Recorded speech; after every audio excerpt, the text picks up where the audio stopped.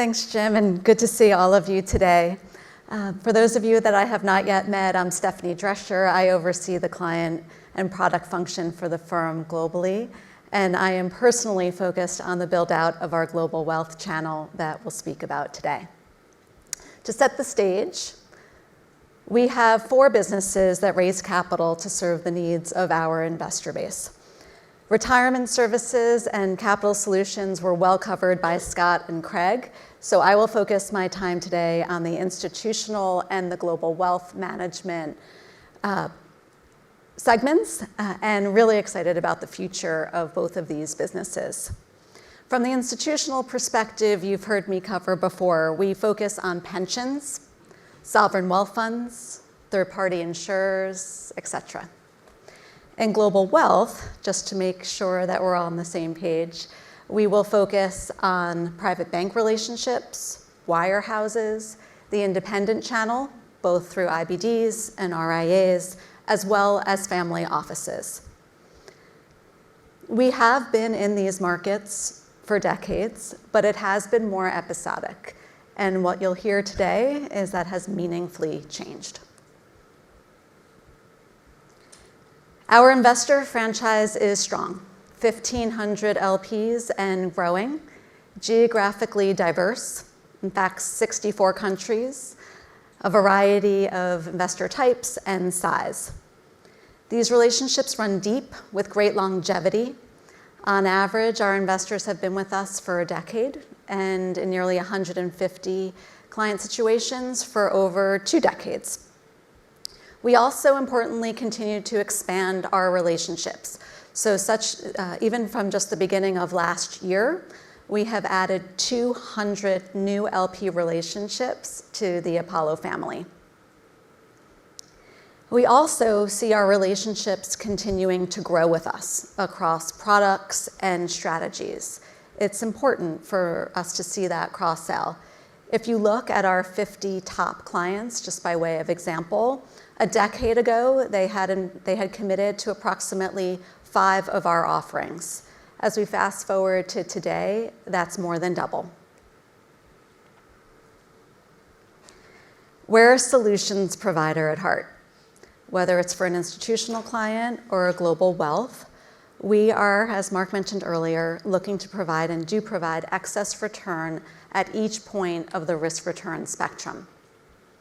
We do that, as you've heard throughout the morning, by offering access to yield, hybrid, and equity opportunities. What you may not know prior to today was how quietly we were building up our third-party capital in the yield segment in particular.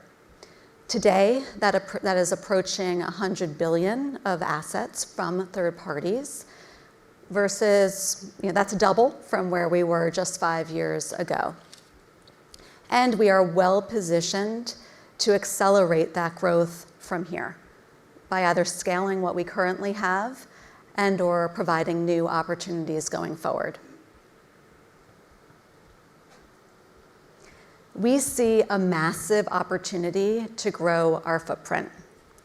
In addition to the institutional market, we have made a strategic decision to turbocharge our commitment to the global wealth channel. Why now? It's a market that is 2 times the size of the institutional, yet they're underallocated by 2 to 5 times to alternatives. In addition, as mentioned earlier, the demographics continue to change, especially in relation to wealth transfer, where over time, as baby boomers age, there is an expected $70 trillion that should pass to the next gen. And finally, I do believe in the democratization of finance and the ability over time for high net worth and mass affluent investors to continue to gain greater and more efficient access to a number of high quality alternatives as we move forward. At Apollo, we're experiencing strong fundraising momentum. Typically, as many of you know, we raise between $15 and $20 billion a year, in a non-private equity flagship period. Despite losing some growth over the last 12 months due to the headlines, we are still on track for a record fundraising year in 21. We're also in great shape to execute against our fundraising goals going into next year, inclusive of Fund 10, where we expect to go to market with strong investor demand. In fact, we believe next year should be our best organic fundraising year in our history. Our 5-year base plan has what we believe are modest expectations for our institutional growth. Approximately $5 billion of incremental dollars raised, where we have great confidence given the breadth and depth and current expansion of our institutional business. Scaling global wealth is our key bet. The positive trends in the industry, coupled with our brand, our track record of performance, the breadth of our product capabilities and innovation, we believe sets us up for great success.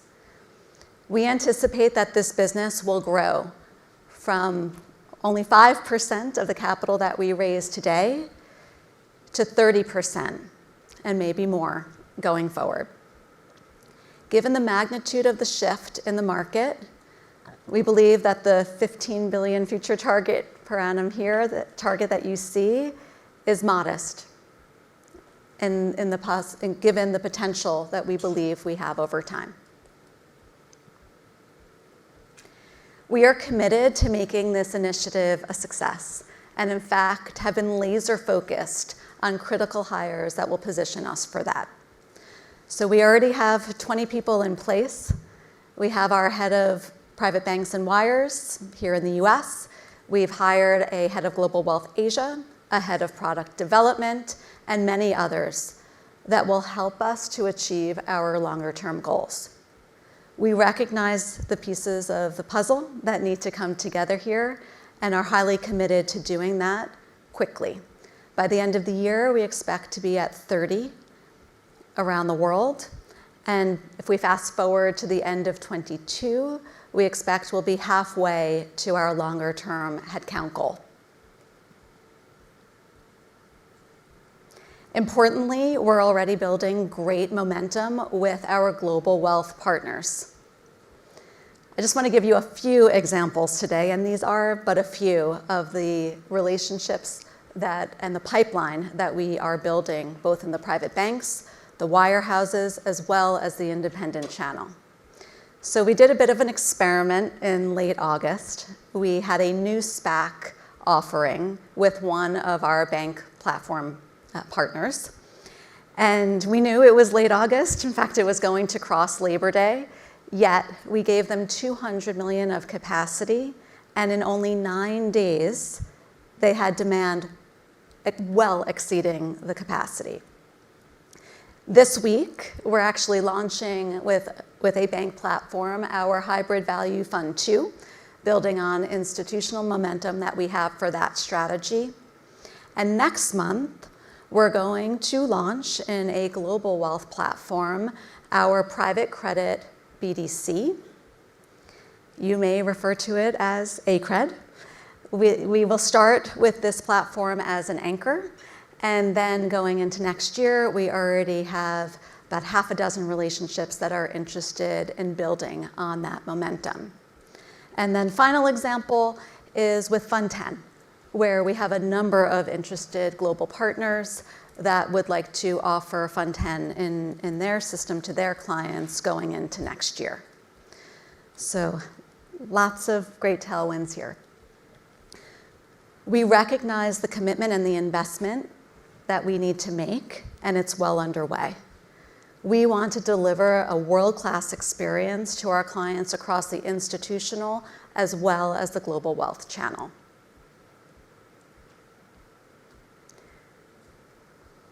Product innovation. I think many of you know it's in our DNA. It's critical to what we do. And we are constantly looking for opportunities across our integrated platform to weave together our investment capabilities, our view of the market opportunity, and investor demand. We continue to develop new products that reflect the evolution in the investment landscape, as well as the investor interest level. So you will see, and frankly are already seeing, a range of our product from qualified purchaser through to the mass affluent. As we look across our new strategies, just this past year, we launched 9 new strategies, and you'll see more to come. I'm really excited about our growth trajectory from here. The strength of our institutional business, based on its breadth and depth, our massive opportunity ahead in global wealth, and our strategic commitment to that success, and ultimately our five-year plan, which I have great confidence in, and the possibilities for upside potential beyond that. Before I pass it over to Blythe Masters of Motive, I wanted to mention, as we look forward to the future of distribution of alts, the important role that technology plays in it. It's exciting to think about the possibilities and what technology could mean for the experience of a client throughout the investment life cycle. Our partnership with Motive and with Figure have already provided great and valuable insights, and I'm sure you'll hear much more about this going forward. So with that, I'll pass it to Blythe Masters. Thank you.